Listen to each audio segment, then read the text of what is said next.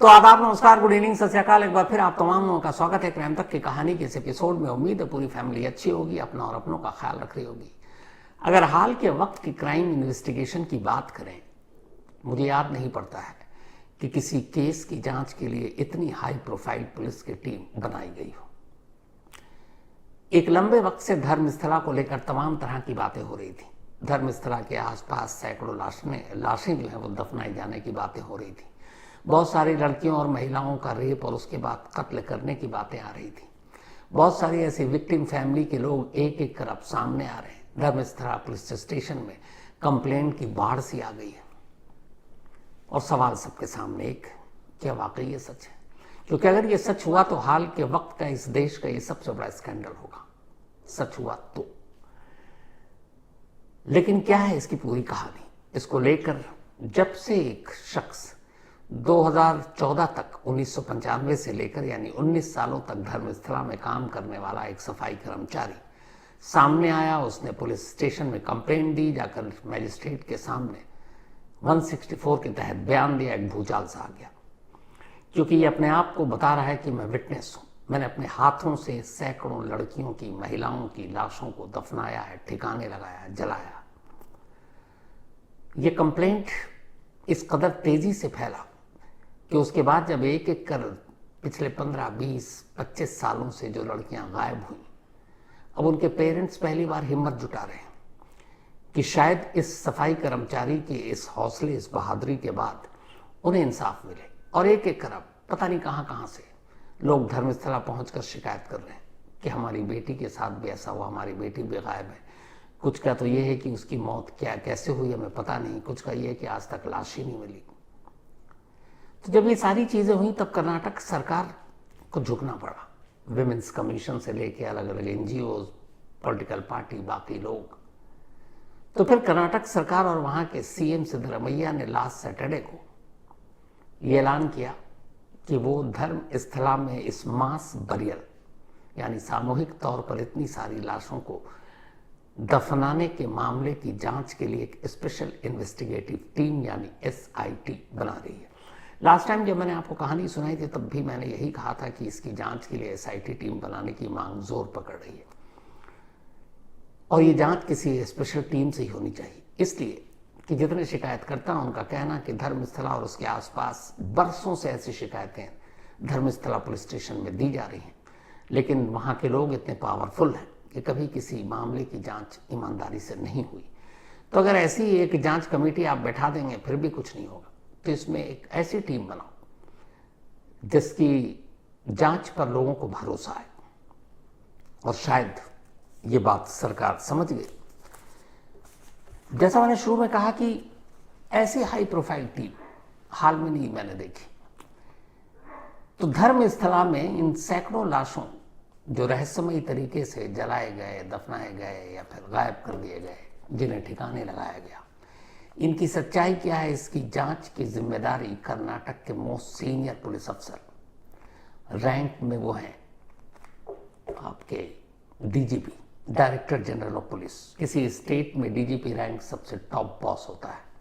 हालांकि वो DGP state के नहीं है, इस वक्त वो DGP internal security division and cyber command, internal security division and cyber command के DGP यानी director general of police Pranab Mohanty.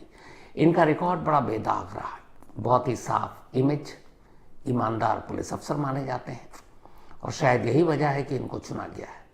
तो प्रणब मोहंती उस केस की जांच करने जा रहे हैं जिस केस को लेकर अब तक ये कहा जाता रहा है कि जब जब इस केस की गहराई में किसी ने जानने की कोशिश की, सच्चाई बाहर लाने की कोशिश की, या तो खामोश कर दिया गया या चुप हो गया या फिर गायब हो गया। अब इसी केस की जांच यही DGP प्रणब मोहंती करेंगे। बात सिर्फ इनकी नहीं है, बल्कि ये भी है कि इस टीम में हाई प्रोफाइल पुलिस अफसरों को शामिल किया गया है। जो पूरा वेस्टर्न रीजन है कर्नाटक का, उसमें से उस वेस्टर्न रीजन के यूनिट से एक एक कर पुलिस अफसरों को चुना गया है और ये देखते हुए चुना गया कि इन लोगों का धर्मस्थला या उसके मैनेजमेंट या उसके जुड़े हुए लोगों से कोई रिश्ता या कोई संबंध ना हो।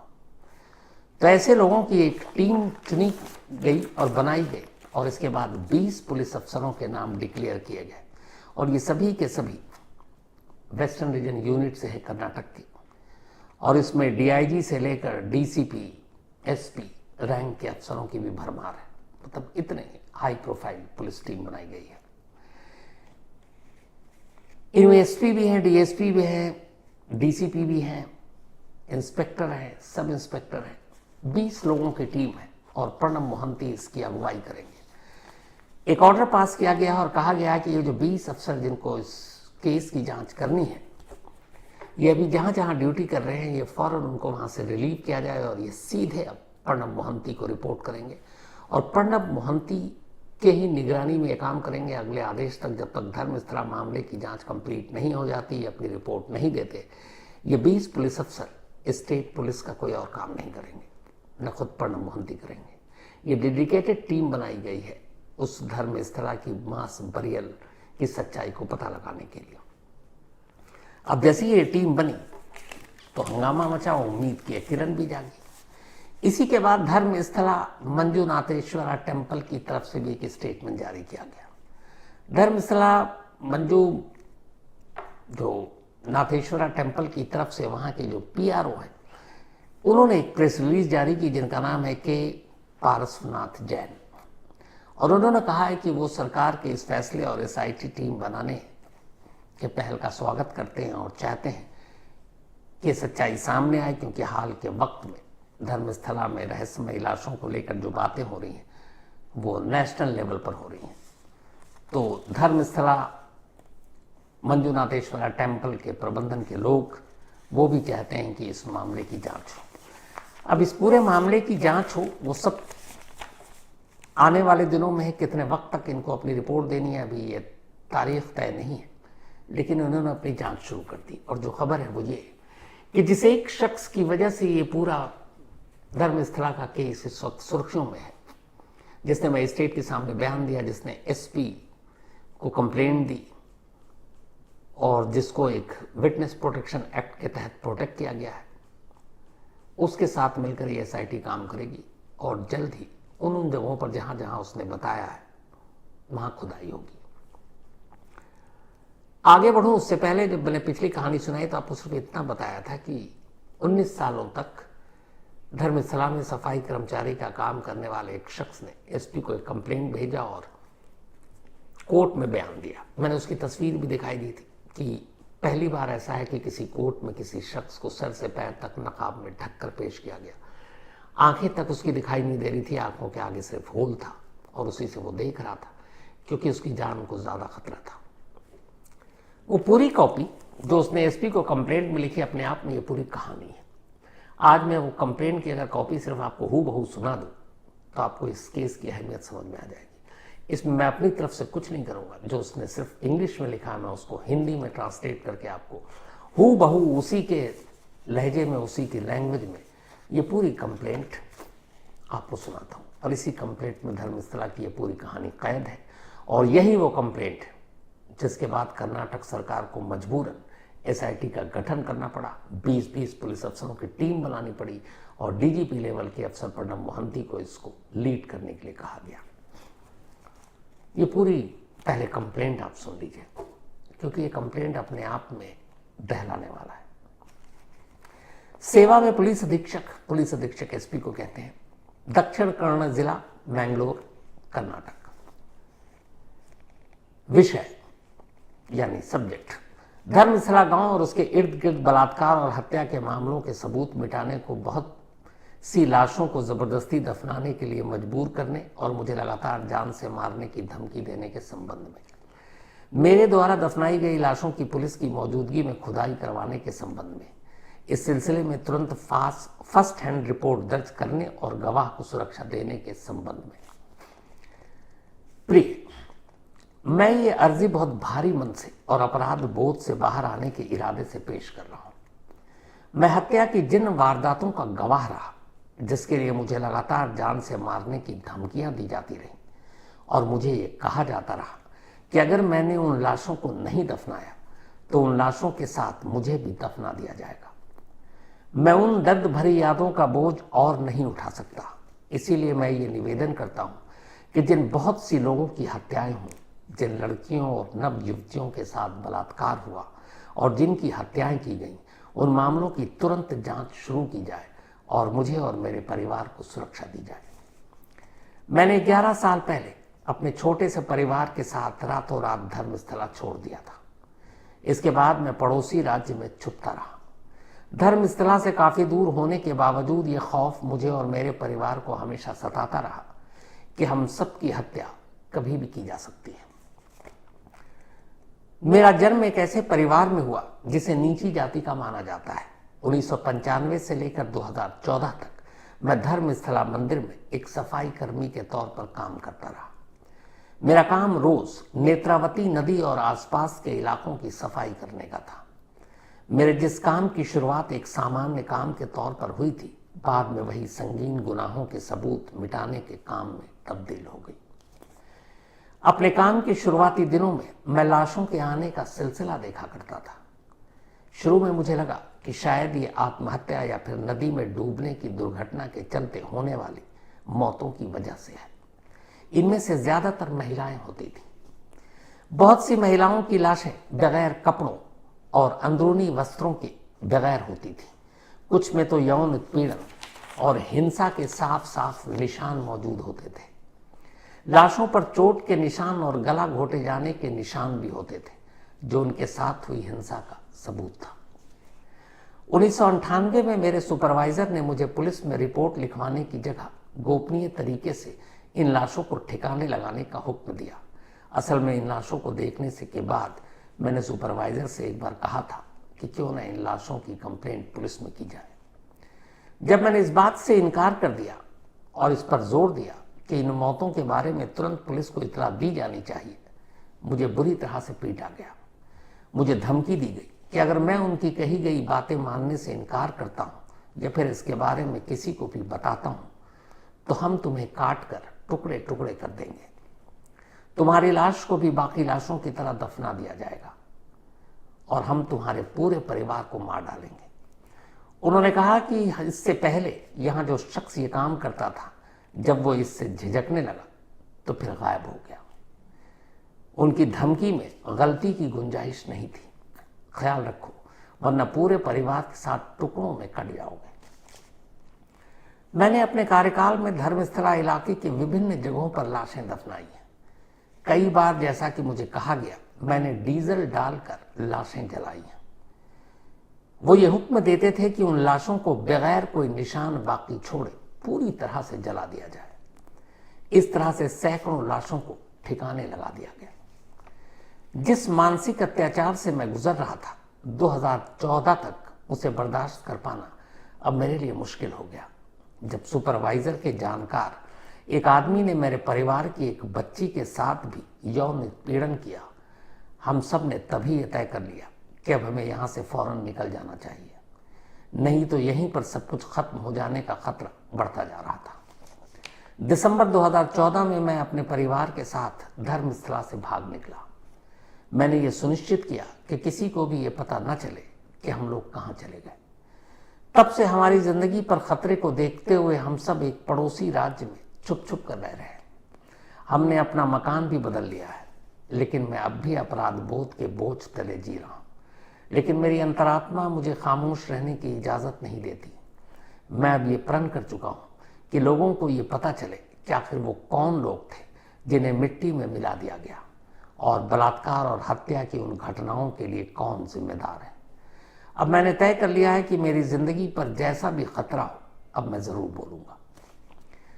मैं जो कुछ बोल रहा हूं उसका सबूत इकट्ठा करने के इरादे से मैं हाल ही में गुपचुप तरीके से धर्मस्थला में उस जगह पर गया जहां एक लाश दफनाई गई थी और मैंने एक लाश खोद कर बाहर निकाली। मैं जांच अधिकारी को इस जगह का सारा ब्यौरा देने के लिए तैयार हूं। मैं इस शिकायत के साथ वो लाश और उस लाश की तस्वीरें आपको सौंप रहा हूं। मैं अपनी जिंदगी बचाने के लिए धर्मस्थला इलाके में अंधाधुंध तरीके से जिन लाशों को गुपचुप ढंग से दफनाया गया है, उन जगहों के बारे में जांच अधिकारी को बताने के लिए तैयार हूं। मैं पुलिस की मौजूदगी में वहां दफनाई गई लाशों के बाकी बचे हिस्सों को बाहर निकालने के लिए तैयार हूं। इस शिकायत के साथ जिन आरोपियों के नाम हैं वो धर्मस्थला मंदिर प्रशासन और स्टाफ से जुड़े लोग हैं। ये वही लोग हैं जो लाशों को दफनाने के लिए लगातार मुझे जान से मारने की धमकी देते थे और मुझ पर अत्याचार करते थे। हालांकि इस शिकायत पत्र में मैं उन आरोपी लोगों के नाम का खुलासा नहीं कर सकता। मैंने जिन लोगों का जिक्र किया है उनमें से कुछ लोग काफ़ी प्रभावशाली हैं और उनकी आदत यह है कि अक्सर अपने खिलाफ बोलने वाले लोगों को ठिकाने लगा देते हैं। जैसे ही विटनेस प्रोटेक्शन एक्ट 2018 के तहत मुझे और मेरे परिवार को सुरक्षा दी जाएगी, मैं सभी आरोपी लोगों के नाम और उनकी भूमिकाएं बताने के लिए तैयार हूं। एक झूठी शिकायत के अंजाम की पूरी जानकारी के साथ मैं ये शिकायत पत्र पेश कर रहा हूं। मैं ये साफ करना चाहता हूं कि ऊपर दी गई सारी सूचनाएं मेरी जानकारी और विश्वास के मुताबिक बिल्कुल सही है। मैं अपनी सच्चाई साबित करने के लिए पॉलीग्राफ टेस्ट या फिर ऐसे ही किसी दूसरे टेस्ट से भी गुजरने के लिए तैयार हूं। आगे मैं ये निवेदन करना चाहता हूं कि जिन सैकड़ों लाशों को मैंने दफनाया वो लोग अपने अंतिम संस्कार के अधिकार से भी वंचित रह गए।